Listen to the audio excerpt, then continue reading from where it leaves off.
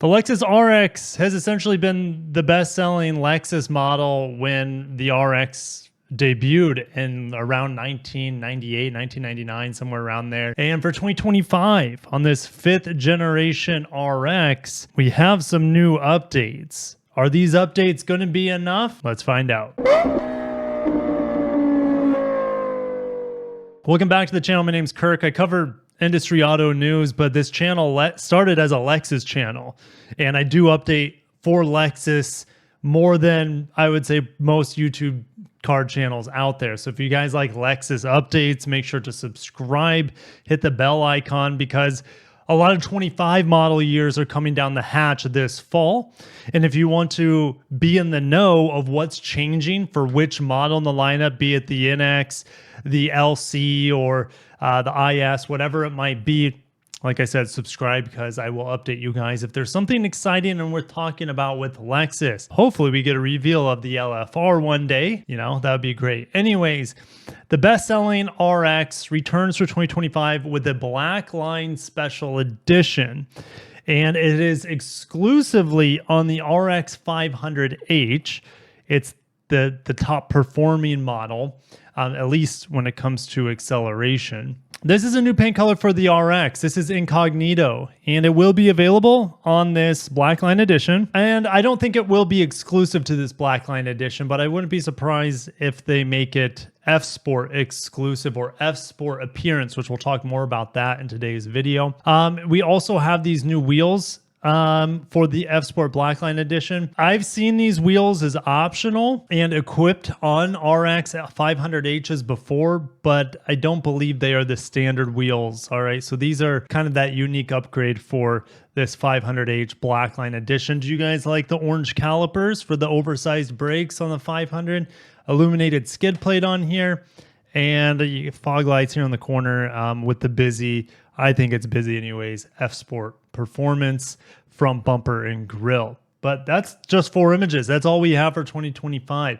But F-Sport design is now available on RX 350 and RX 350H. So F-Sport design, let's see if I can pull up a picture of it. It's going to be the same as F-Sport handling. At least it'll look the same as F-Sport handling. So let's go and click on this model. You'll be able to get this sort of styling without the upgraded handling package. All right, so you won't have adaptive dampers, for example, and you won't have the upgraded brakes like you do on here. Now, the differences between this model and the 500H F-Sport Performance, if we're just talking about the styling package that is now available on other models, it is this lower garnish here. It is like a silver or a white instead of the blacked out that's on the 500H. And this F-Sport logo here will be the white background like we have on this handling model. It won't be the black background F-Sport badge that we have on the 500H FSP. Okay, we have a standard 12.3-inch multi-information display across the lineup. That's a step in the right direction. So let's go to the interior here. The standard currently is a 7-inch screen. And in fact, if I remember correctly, I don't even think the 12-inch was available on a pre-2025 model.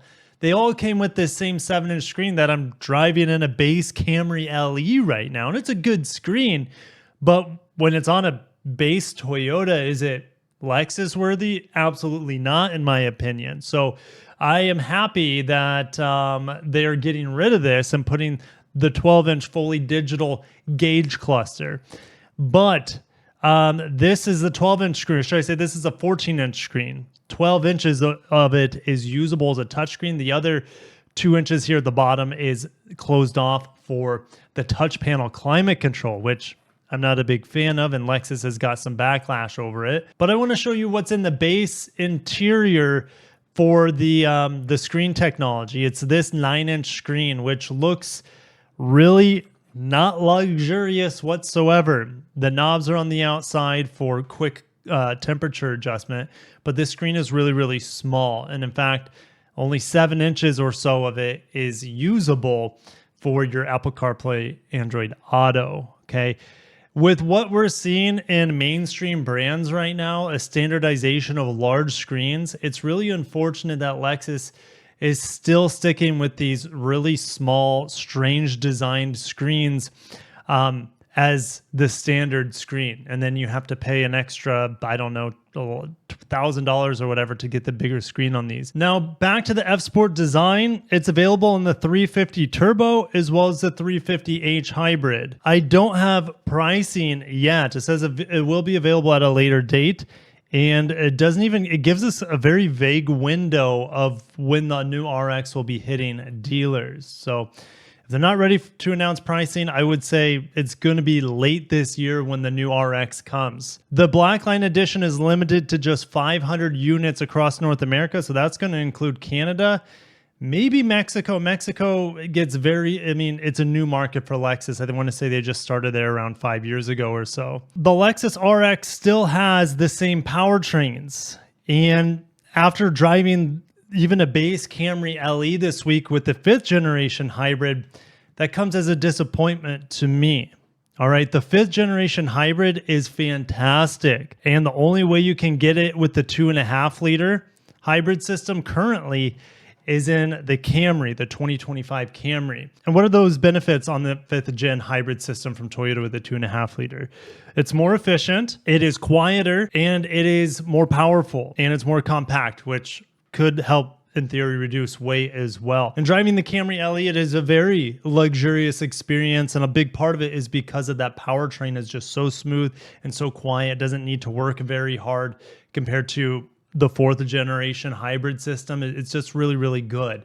So I can't wait for the Lexus models to start getting it. It's just unfortunate that it didn't start with the best-selling Lexus of all time, the RX. We're still on the 4th gen. It's good, but it's not great. So we're going to look online to see what the volume distribution of availability of RXs is right now. There is a ton of availability on the 350. And in some instances, we're starting to see prices drop on the RX 350s. We're seeing a $2,500 drop here off of MSRP for a base RX 350. Look, there's only 7 350Hs in my area, 17 450H pluses, and only 27 of the 500H. So there's two things going on here. There's a high demand for the 350H, low demand for the 350. Those seem to be piling up. And the 450H and 500H are so expensive, I wouldn't be surprised if demand's not very high on them. And that's why we have more volume of those compared to the 350H, which is the best buy RX in my opinion. And you can see with the 350s here, there are no discounts to be seen. But if you look at the 500H, which is very expensive, most of them are around $70,000. We're seeing a $3,000 price drop on an RX 500H.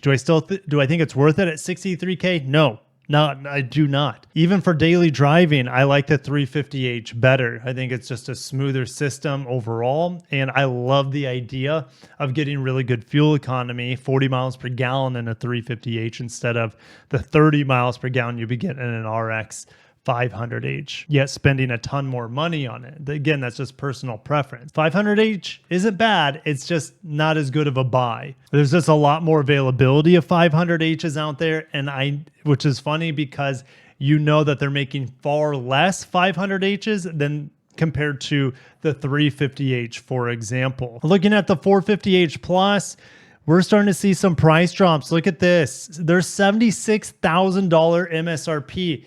Is that too much for a 450H Plus? Yes. Check out my review on it. It's a fantastic car. It is the best RX. It's $75,000 for an RX. It's too much money. And it is, I can't recommend it over the 350H from a value perspective. And yeah, you're going to have to plug this thing in. If people don't want to plug in their RX, just get a 350H. Or if you don't want to deal with a 4-cylinder turbo, get the 350H. And I think it'd be cool if the 5th gen came and we got a 400H. There used to be a 400H when the hybrid first debuted on the RX back in the day with the V6 hybrid, but that was eons ago, what, 2006 or something, the 400H. But yeah, big price drops we're starting to see on the plug-in hybrid here. I would much rather have an NX plug-in hybrid or a RAV4 Prime over this very expensive RX 450h Plus. And I know with the battery plant coming online for Lexus in North Carolina next year, we're going to have much greater availability of these plug-in hybrids, and these prices will come down. I'm very hopeful of that, and I am expecting that. So it will be exciting to see more plug-in hybrids in Lexus lineup, more hybrids in general. So we're not going to see this huge lack of the 350h that you see. Only 8 available within my area. If we look at the NX, there's a lot more 350h NXs available than RX. It's a bit of a head scratcher there. But also, this is my recommendation for the NX as well. Look at this. 25 NXs are hitting. They're getting discounts already on the 350h. And this is ironically about the price of that F Sport UX hybrid that I reviewed not that long ago. I cannot recommend that car whatsoever. Either get a Corolla Cross hybrid, a Camry hybrid, a Prius Prime for the money you would be dropping on a UX, and you'd still be super cramped in a UX. Unless you can get a really good deal on the UX, can't recommend it. The NX is a so much better car, better performance, just as good fuel economy, way more space, and I think it looks better. I could talk all day about how the Lexus hybrids are pretty darn good overall. We are getting some new updates for 2025 for the RX. I just wish it was on the 5th gen hybrid system, and I wish that 14-inch screen was standard. That would help elevate the brand, in my opinion, or at least elevate the RX as a more of a luxury contender. All right, but they're going in the right direction here with having the 12-inch screen as the MID. Now, I got some other Lexus news for you guys. I know this video is going on quite long, but Toyota is doing some heavy lifting, no pun intended, with their Gigacasters. They got a new one coming down the hatch, and it will be helping build these next generation Lexus BEVs that are supposed to have 500 to 600 miles of range coming in 2026. If you guys want to see a whole video on this, let me know down below. I'm still weighing whether I'm going to make a video on this gigacasting update. If you guys would like that, comment down below, but I just felt like sneaking this in on the back end. The RX one day could be using gigacasting. But in the meantime, they just need to double down on their hybrids, get that hybrid volume up, especially in the 350h, and they're just going to be printing money. I'll catch you guys in the next one. Peace.